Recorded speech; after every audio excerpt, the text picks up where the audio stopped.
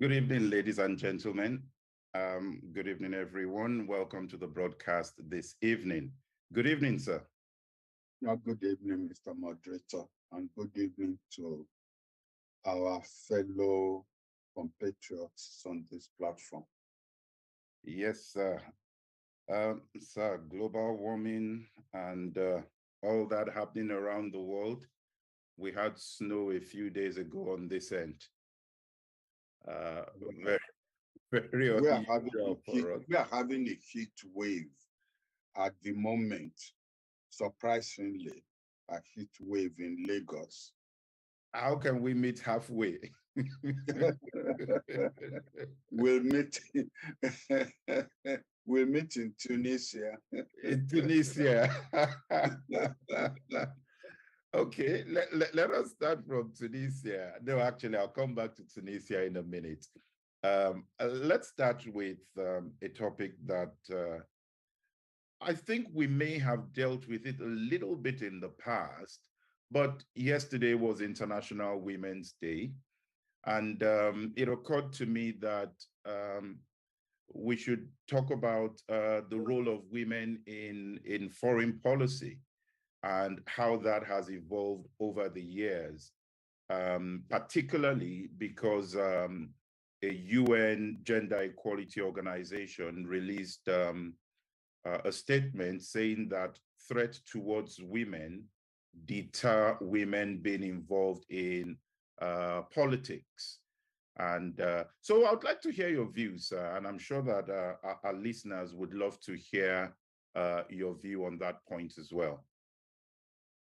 Well, thank you for that question. Well, these days we're asked to put our credentials out front so that any biases can be detected. I have a mother, 3 sisters, 3 daughters. So I think I'm kind of well qualified to deal with the subject which you have raised. I think that when an issue comes up, which allows us to take some credit, then let us seize that opportunity. I don't think that the global South, and definitely Africa, had not been given sufficient credit for the way we have handled the issue of women participation in society. The parameters are usually being set by the global North, and they have fallen short of the parameters they have set.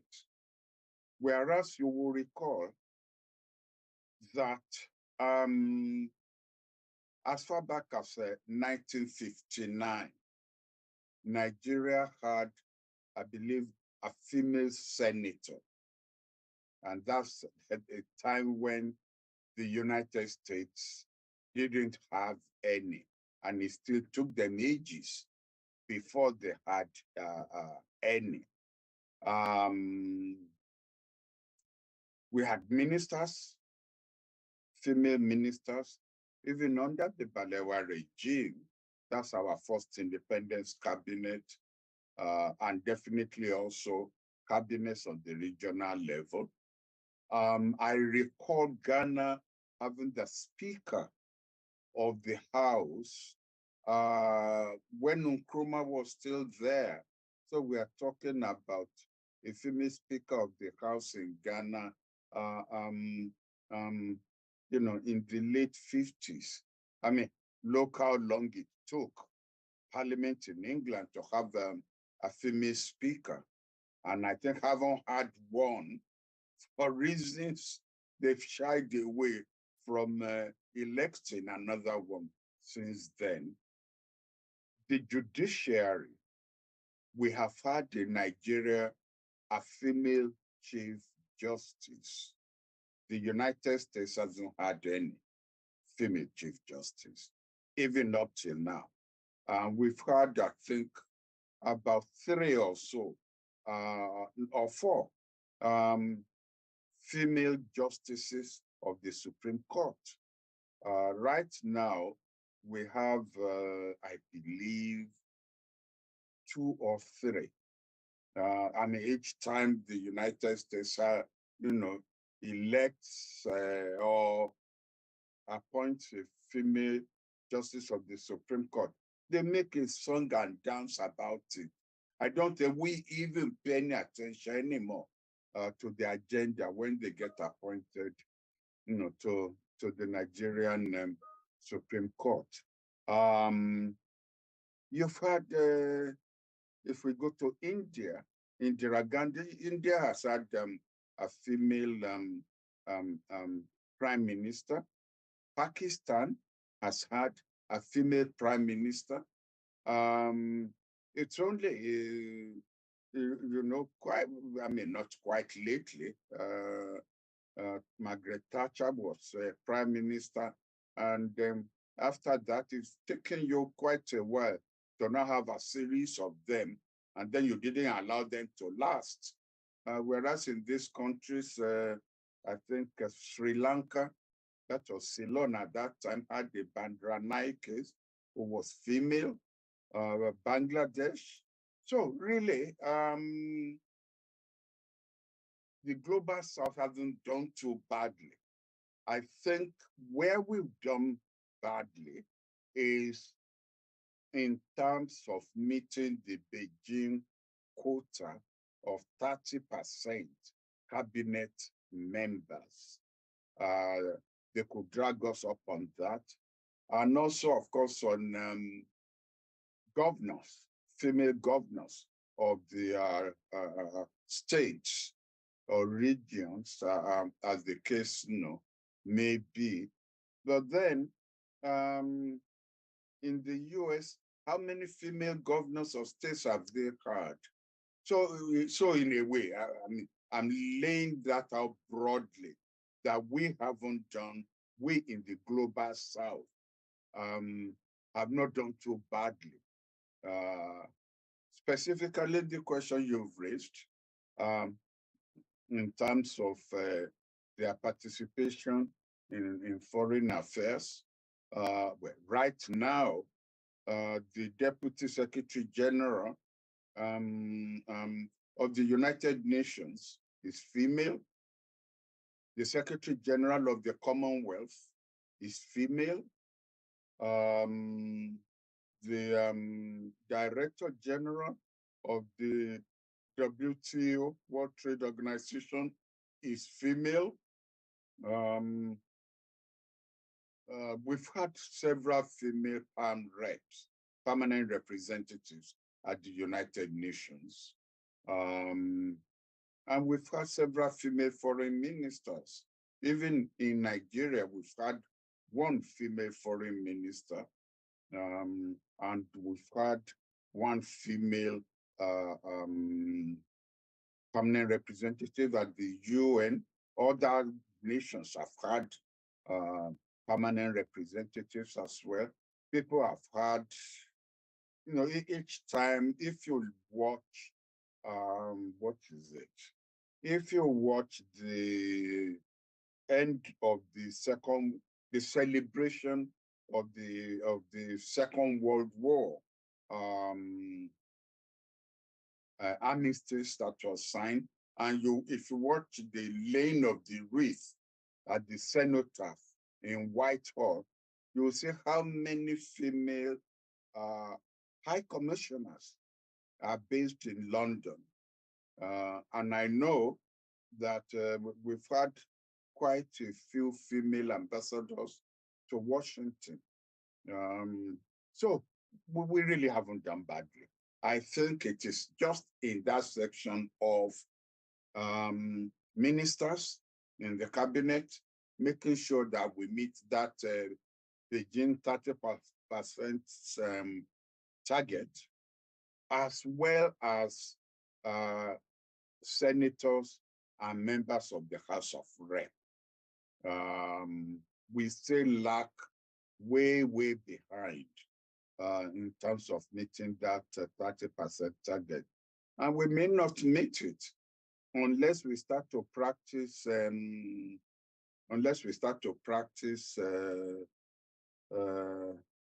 what do you call this representation, where it's not first past the post, but you allocated seats based on the percentage of votes that you get, and then you can now allocate those seats to 30% of your female members. I think that's probably about how we will get there. But then Rwanda actually has a good record in this, and I believe South Africa also does. So there may be maybe a student or someone who is just starting out with their career, and they're wondering, as a female, the odds might be stacked against me. How then do I navigate my way through? Particularly if you are in a country where there are major biases against women. If you're in Afghanistan, for example, where even just going to school is a problem for women. What would you advise that such people do to build their career out in those kind of countries, Africa, Middle Eastern countries, where the culture itself is against women in some form? Yeah. Well, Afghanistan and Iran are not really representative of how globally women are treated. I'm aware that in most of the countries, actually, you enter the civil service or the foreign service through competitive examination. No quota is reserved for men, and no quota is reserved for the women. You enter through competitive examination, and you go for the interview. And depending on the vacancies that are to be filled, you stand a chance of getting one of the slots. I am aware that where we practice the doctrine of federalism, and thereby states are allocated quotas based on the number of states that you have. If the quota for your state is, for example, is failed, then unfortunately that will work against you, whether you are female or male. That also, even as you get along in the service, quota system is introduced for promotion. Quota system is introduced for when you even get to that scale where you are appointed ambassadors.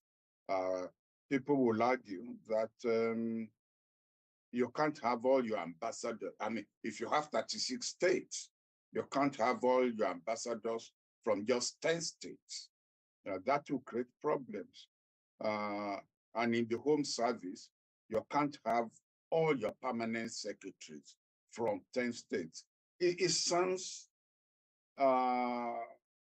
inequitable, but I could say the point that, well, if you're trying to build a nation, you must give every constituent part of it sense of participation in the services of the nation. But apart from that,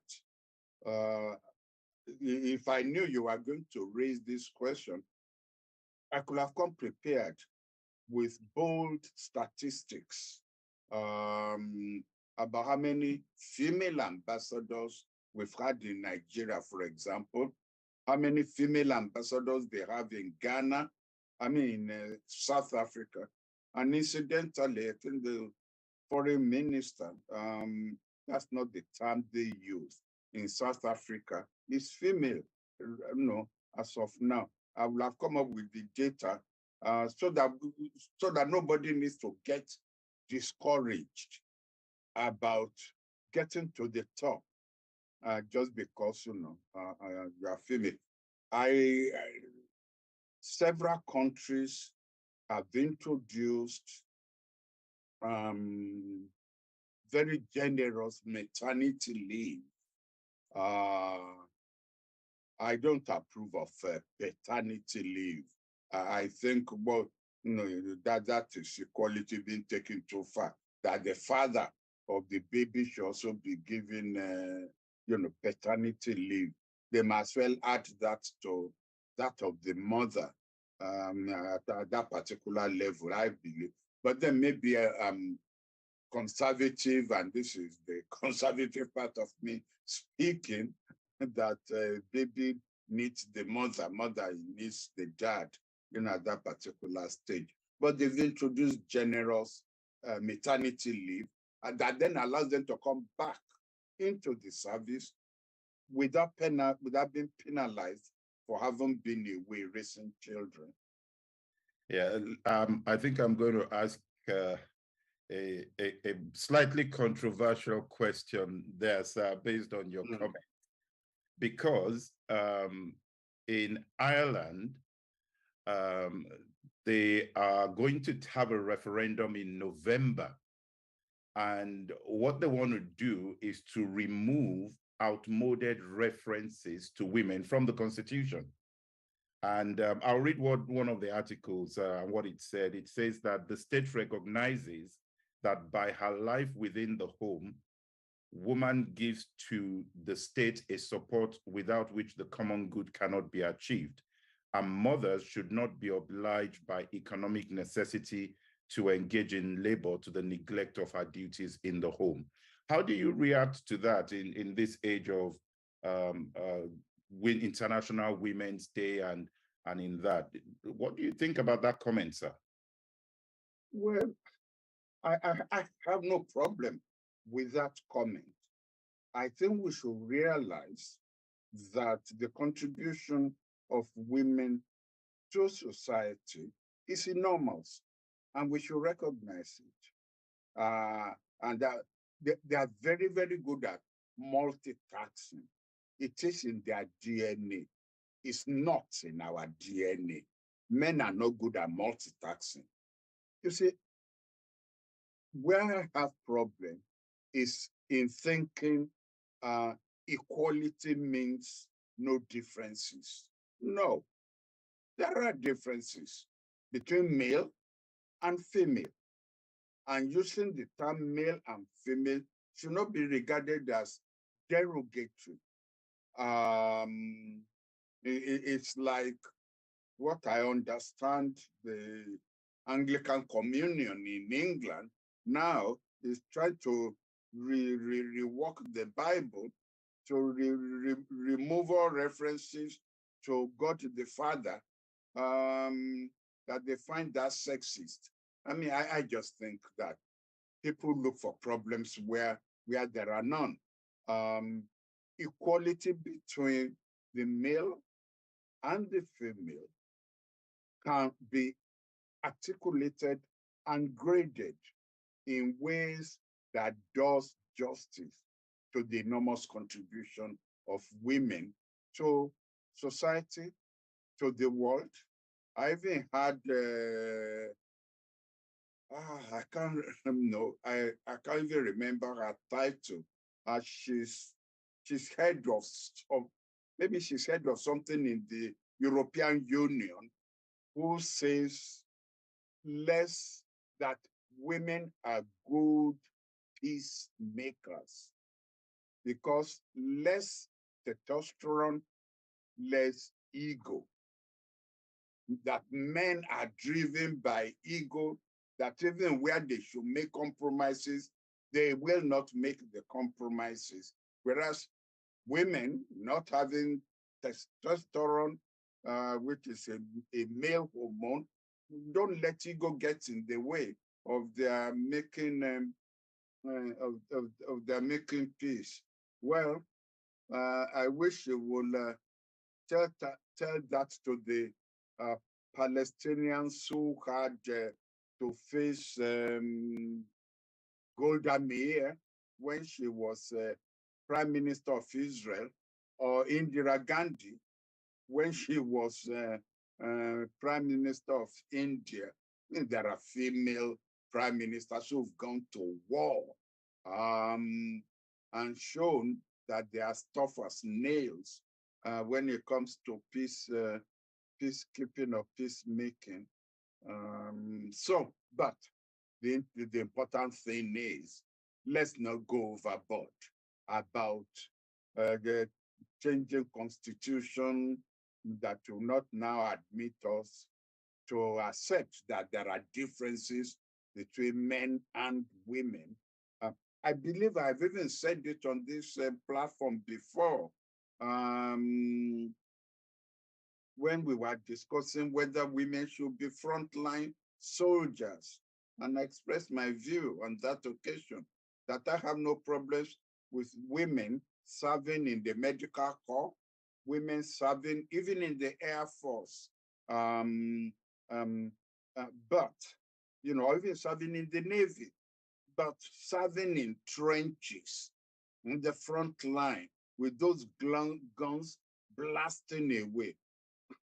I wouldn't feel at ease about that. I do remember you said that a while ago. Let's move to Tunisia, sir. I picked this particular topic because I think it was last week or the week before, you talked about this issue of who exactly is an African. And we're working on the details of a town hall session for that. But on this particular occasion, Tunisia, particularly the prime minister, has found or taken that country into very difficult waters by comments he made about sub-Saharan nationals that were in the country. Not only has the African Union pushed back and kicked a fuss about that, but even the World Bank has taken measures against Tunisia. How do you react to that, sir? Well, I mean, my view is very well known. And as rightly said, we've concluded that we will have a town hall session devoted to the definition of who is an African. Of course, there are many theories. I mean, this is just an aside. There are many theories about how we Africans got the name African. The one that I subscribe to actually is that we got Africans from Tunisia, that the first nationality that the Romans came across in Carthage. There was the war, series of wars between Carthage and Rome. And that's even where we got what some people still regard as the best general in the world, Hannibal, who rode those elephants across the Alps and attacked Rome from behind and almost succeeded in conquering Rome. And he was black. And the nationality was supposed to have been called Afri. And that's where the name Africa comes from. The Romans now building on that term Afri. So it's rather strange that a state that gave, if the theory is right, the state that gave its name to the continent is now one that has become so racist, it doesn't even try to hide it. Of course, I don't even know. You see, it's not open to argument. If the human race emanated from Africa, and it is from Africa, you then had a series of waves going into Europe, branching into Asia, branching into this, going north into China and so on, then it's not open then to debate that there was a time when the whole of North Africa was Black.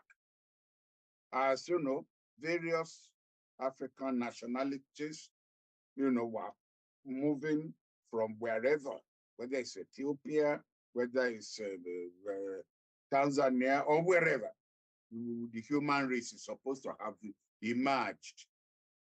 Then, we don't need to argue about whether or not there's a time when the whole of North Africa was Black. And then, of course, they had the Arab incursion coming from Saudi Arabia. And they moved then into North Africa, and there was the displacement. It is history.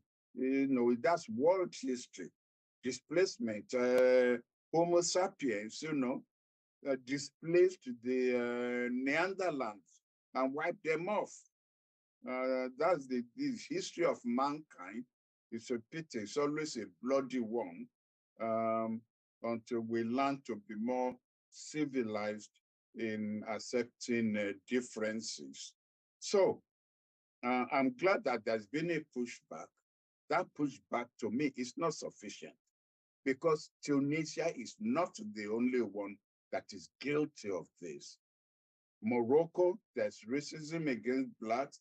Egypt, there's racism against Black. If you read, and there are books that are starting to come out of the difficulties that Sadat had because he was Black. And when he became president of, after the assassination, no, after the death of Nasser, yes, after the death of Nasser, when Sadat became president of Egypt, he was, I won't say forced, no gun was put to his head, we don't really know the details, to give up his Sudanese wife because she was Black and marry a white Egyptian woman for him to be accepted as a president of Egypt. It's a historical fact. So the whole of that North African belt is a hotbed of racism. And I hope that the town hall will come up with conclusions that are actionable, that one can send to the African Union.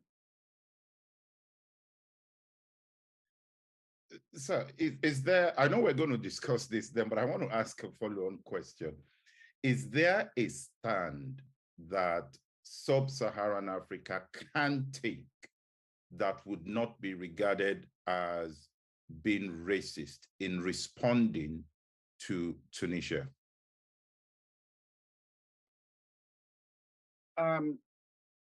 Anything can be defined as racist. But there's a famous saying by Martin Luther King Jr.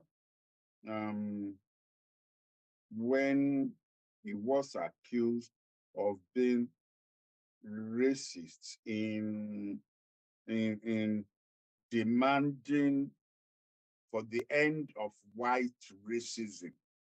I can't remember his exact words, but the implication of what he said is justice demands that you take a position.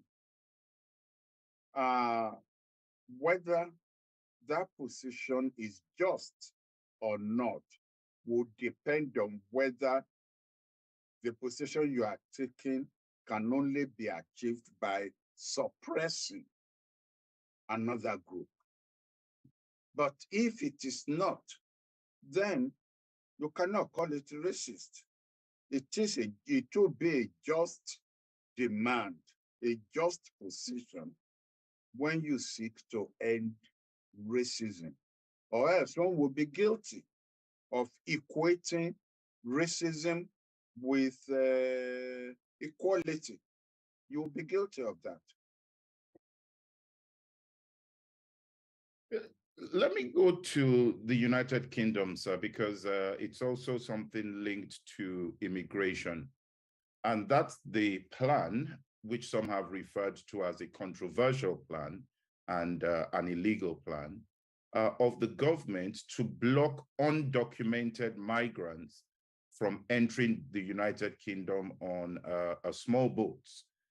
And this is not the first time the UK is going to get into hot waters for this kind of action. But what is your response and what's your takes on how the UK is now trying to push this bill to stop undocumented migrants from coming in on small boats?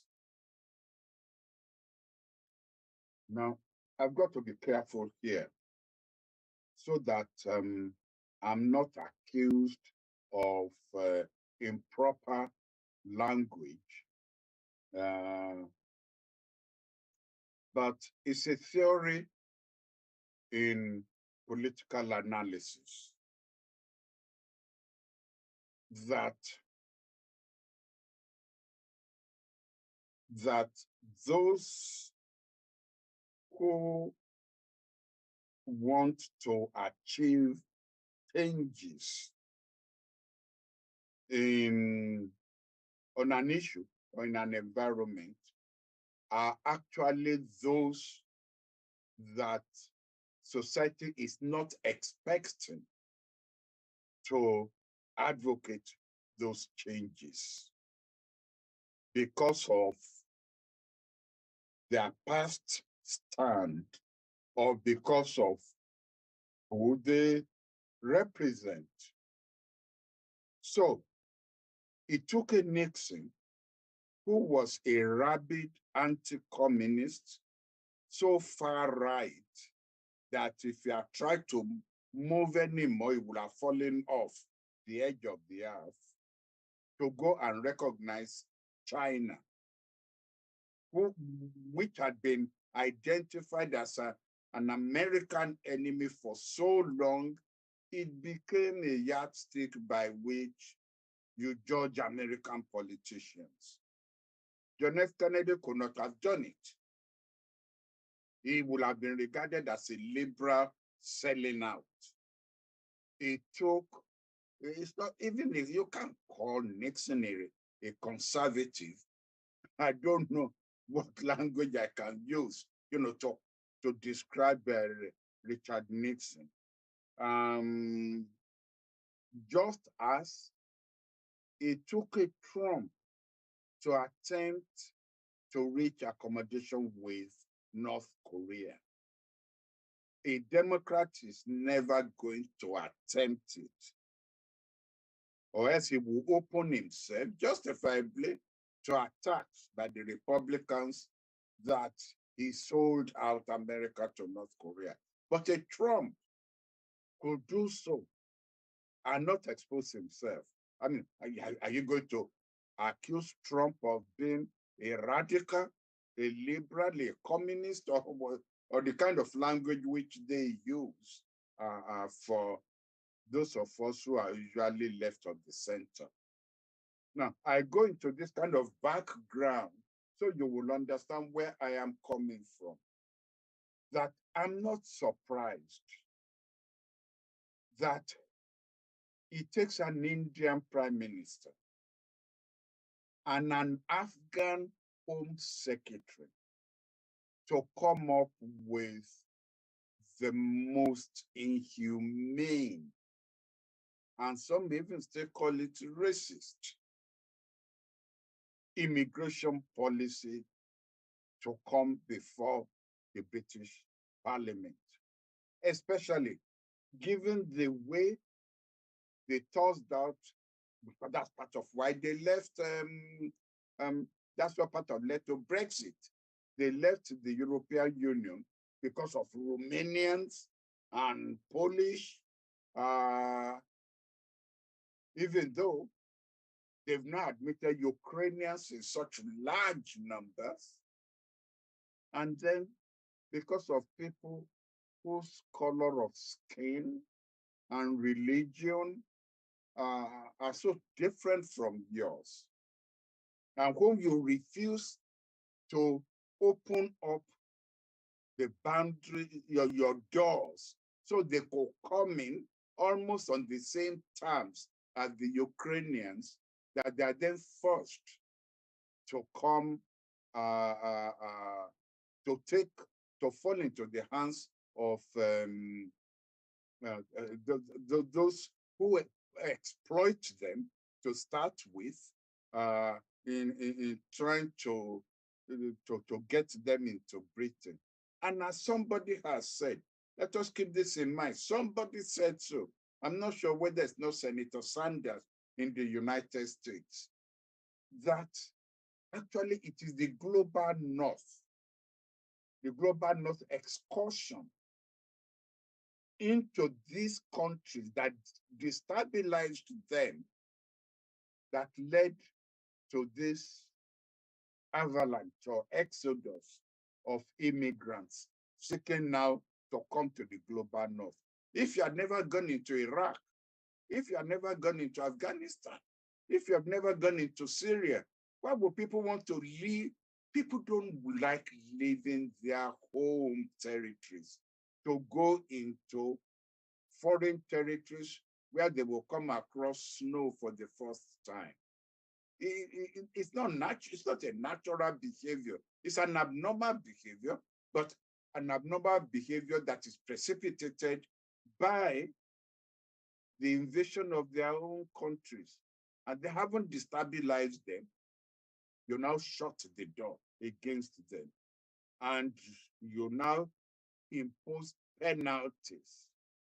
And to some extent, you're not taking a moral stand, because the same Britain that needs doctors, lawyers, professionals does not mind raiding countries in the global south who have spent their resources and their money training these people.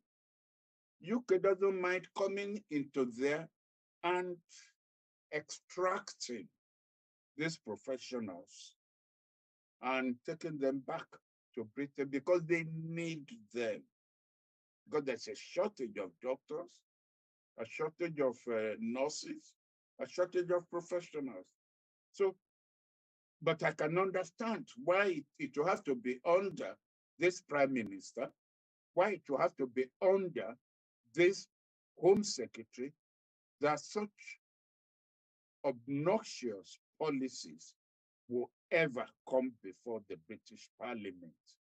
I'm appalled that this has happened. But then that's politics for you. Thank you for that breakdown, sir.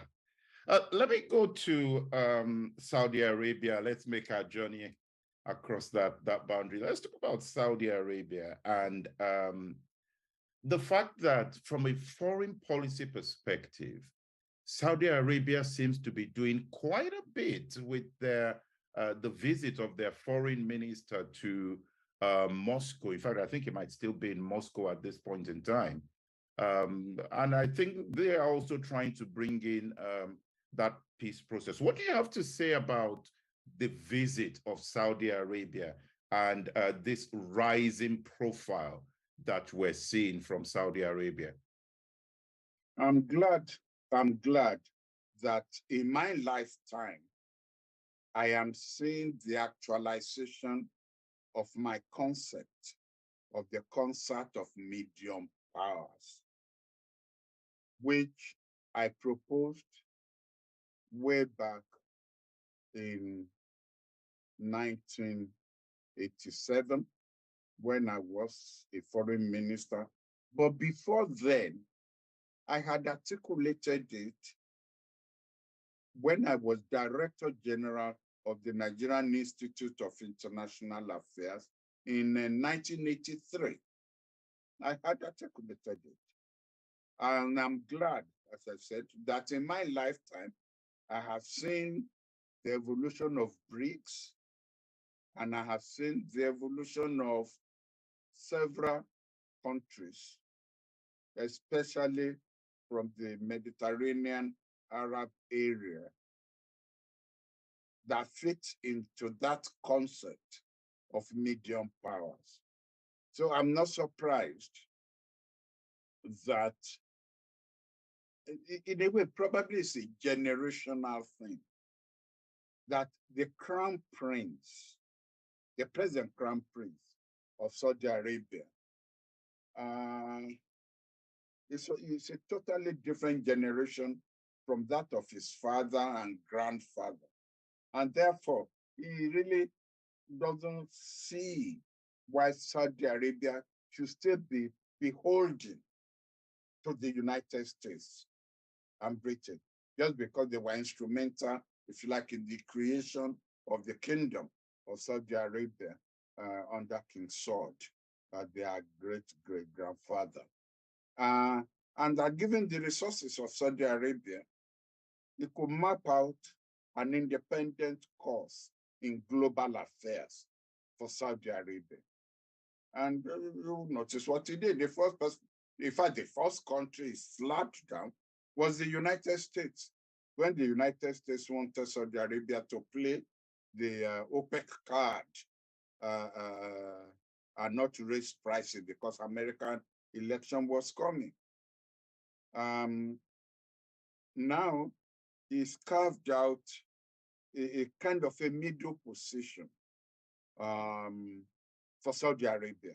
Saudi Arabia, for example, was instrumental in the exchange of, in arranging the exchange of prisoners between Ukraine and Russia to start with. Then, secondly, he actually had gone on a visit to Ukraine, to Kiev first, and then to Washington, and now to Russia, to Moscow, and indicating that because of the position that Saudi Arabia had taken on the war, it could play the role of an interlocutor in seeking to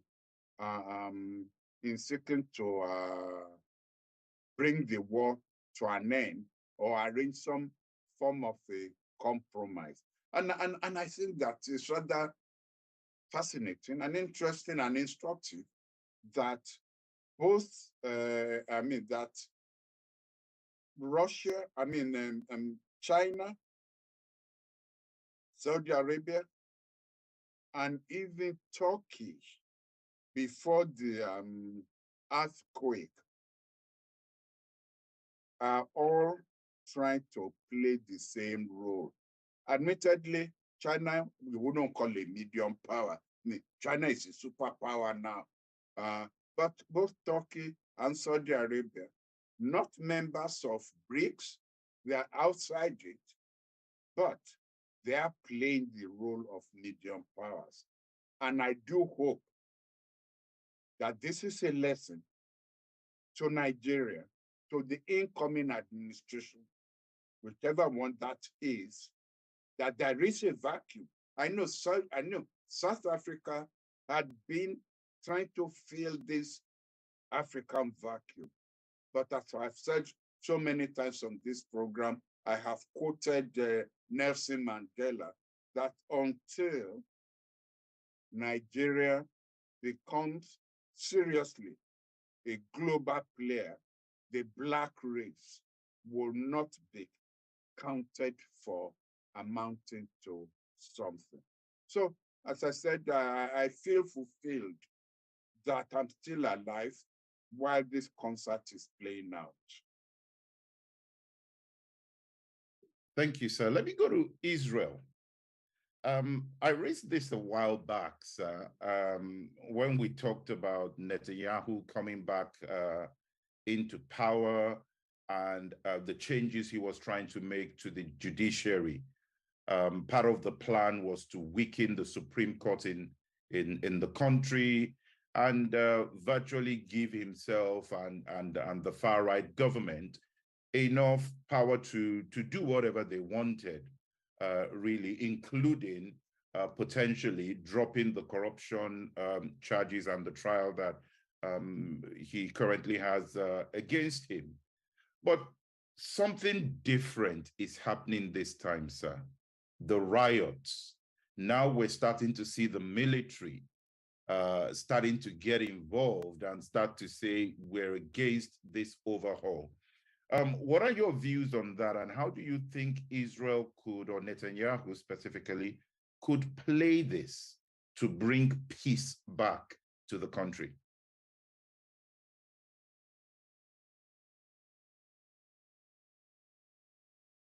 Only in Israel could you have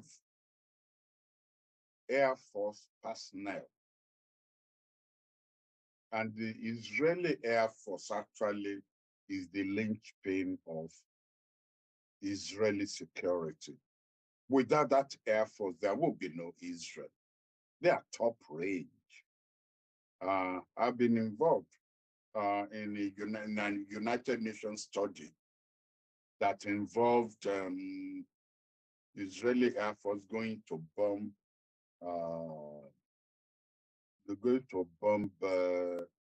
nuclear facilities in Syria at that time. They are top range. And for them to now say, we are going to join, we won't report for duty, and we are going to join these Israeli citizens demonstrating to keep Israel a democracy. Only in Israel could it have happened. In other countries, it would be called treason. They wouldn't, because the concept of the armed forces in any country is absolute neutrality, irrespective of what they feel in their hearts. Only in Israel could this happen. And it will be regarded as an issue to be taken seriously.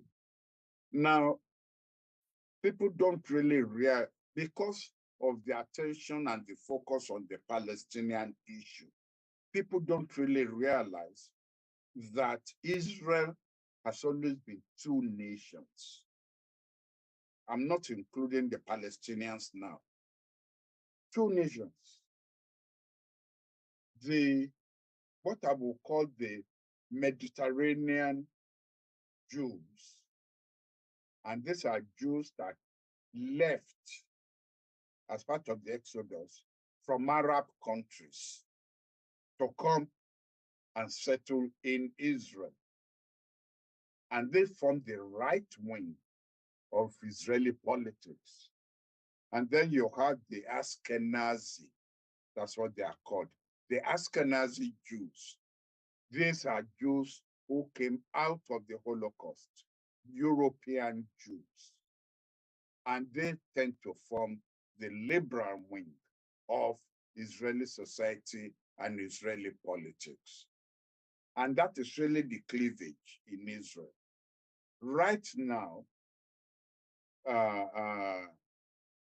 the present government, the Netanyahu government, is made up primarily of the Mediterranean Jews, while the Ashkenazi Jews, the ones who came out of the Holocaust, are actually the ones who are defining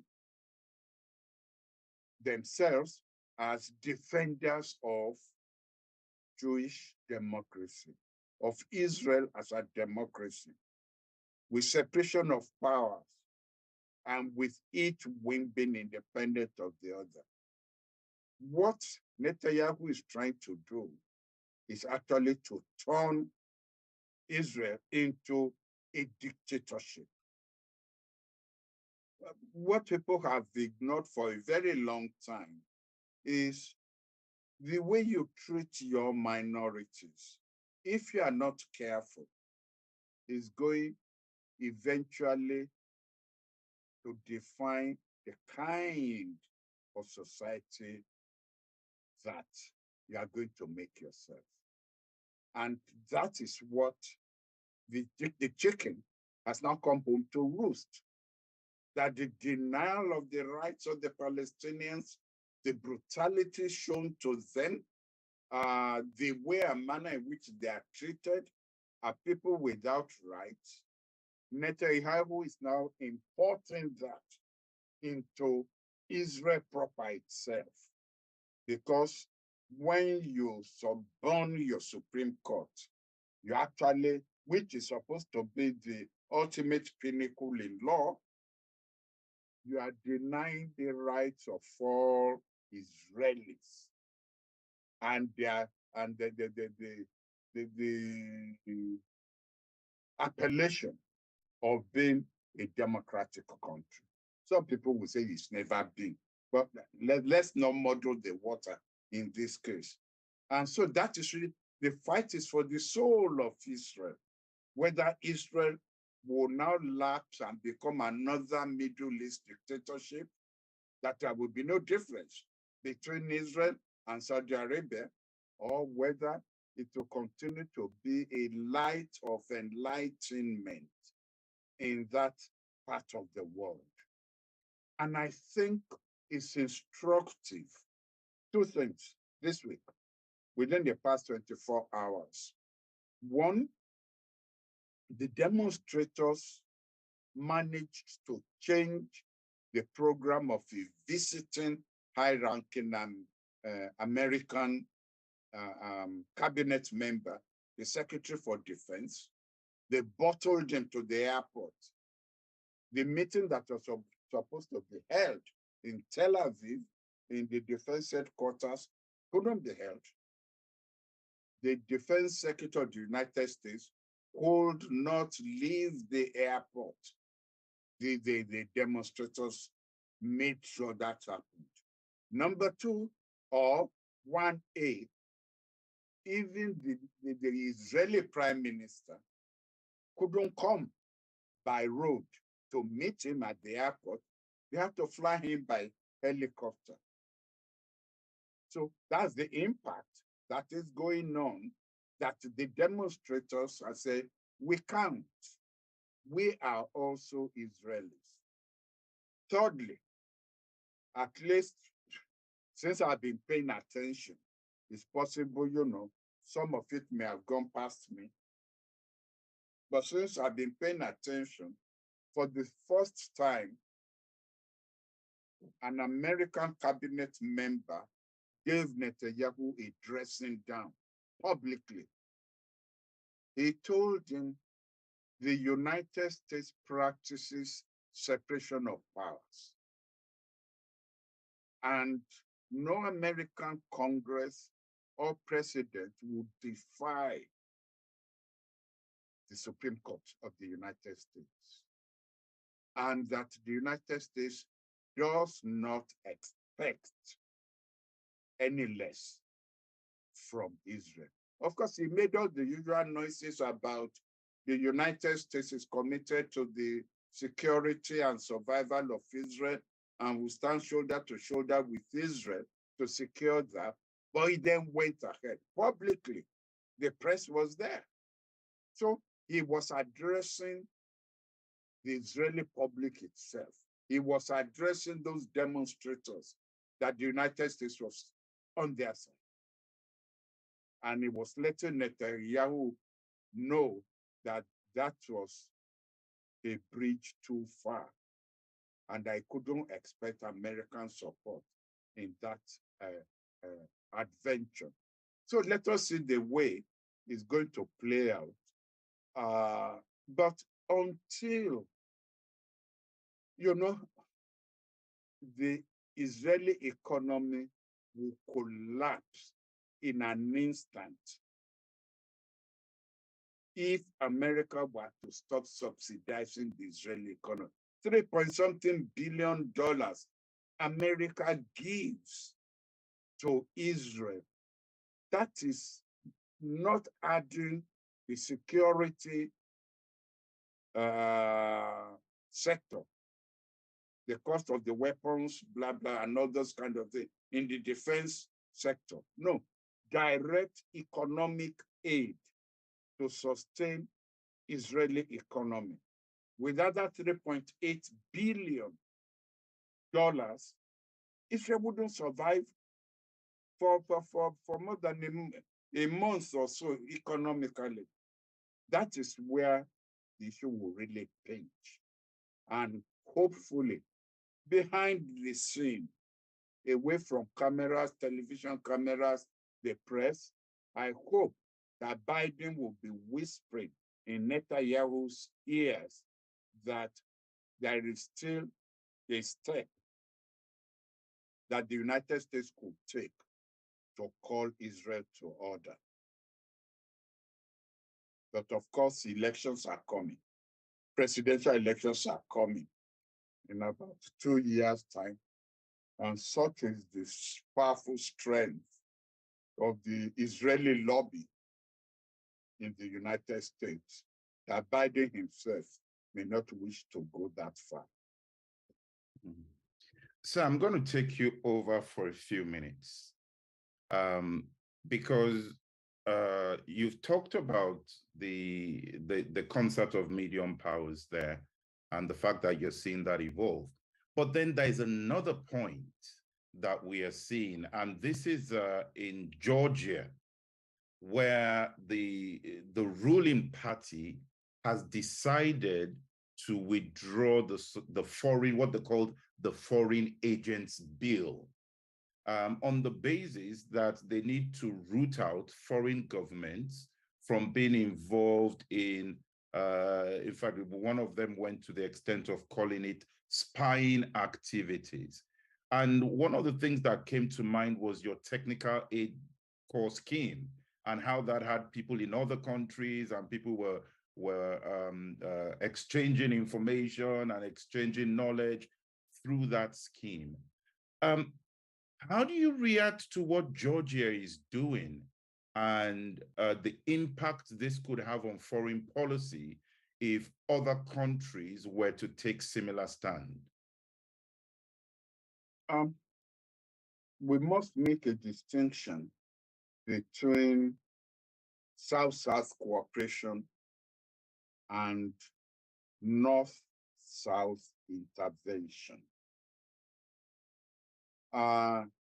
If there is enough documentation that the North has used aid of all sorts to intervene in the politics of the global South.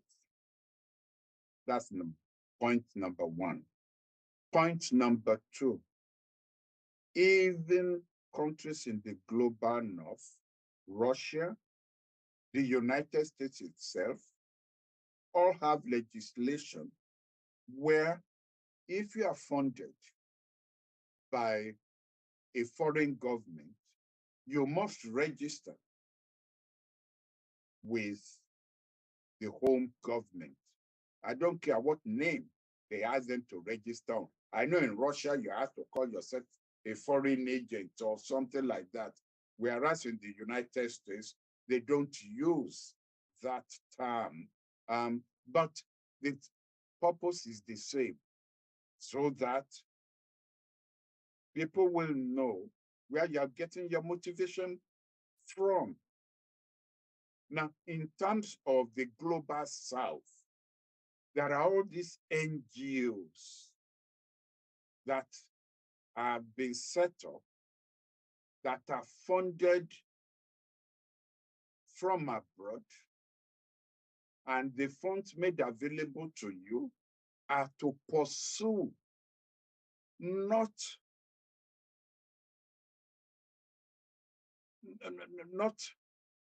issues you believe in, but issues that they believe in.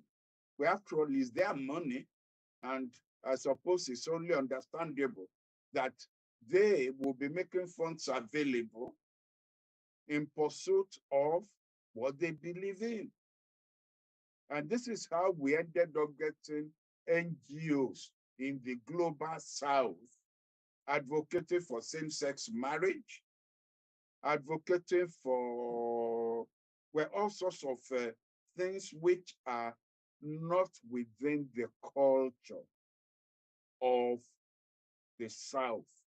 But because they are funded, they pursue it, they mouth it, and you then wonder, do you really believe in this? Or is it because you are funded from abroad? Okay, if you are funded from abroad, declare it. And to me, I even see it as an extension of, after all, when you are filling your tax form, you say the source of your income. So why should this be different?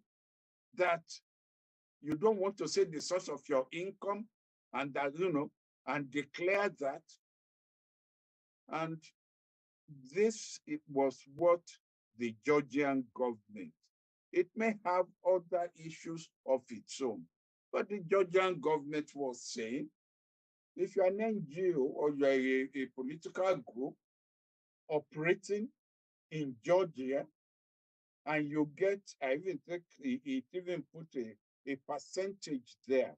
So if your percentage is just 1% of your budget or 2% of your budget, nobody bothers about that. But if it's up to 10% of your budget, then you must register. As that's their own definition of a foreign agent. It doesn't mean a foreign spy. And now Georgian liberals have been demonstrating that this is going to empower the government to crack down on them. Why? Why should you be afraid of government knowing where your funds are coming from if your intentions are honorable? If your intentions are honorable. And we saw what the United States under Clinton did in Ukraine. There was a coup in Ukraine against a sitting Ukrainian president because he was supposed to be pro-Russia, that if he had to be helicoptered away from the presidential palace. The funds for that came from the CIA. Hillary Clinton had admitted it. We also know what Hillary Clinton did in Libya. This so-called Arab Spring. It was genuine in Tunisia, but the moment that the United States saw that this was a movement with a capability, they started to fund it in Libya, in Egypt, in Syria. They succeeded in Libya, they succeeded in Egypt, but they couldn't succeed in Syria. The government of Syria fought back, and that was the beginning of the civil war in Syria. So I've always held the view that the NGOs should declare the source of their funding if they have nothing to hide. Thank you very much, sir. I'm going to raise a question, but I know we cannot answer it today. So we'll pick it next week as the starting question. And it relates to China's foreign policy, given the new foreign minister that's now in place and the slightly more aggressive approach that foreign minister is taking towards the United States. So maybe next week when we start, we'll look at that and look at the impact of that on other things that may be happening with Chinese foreign policy. But I want to say a big thank you to you. Thank you to everyone on the different platforms. We will be back same time next week, 7 p.m. Nigeria time. Thank you all, and good night, sir. Thank you, sir. Good night. Good night, sir. Good night.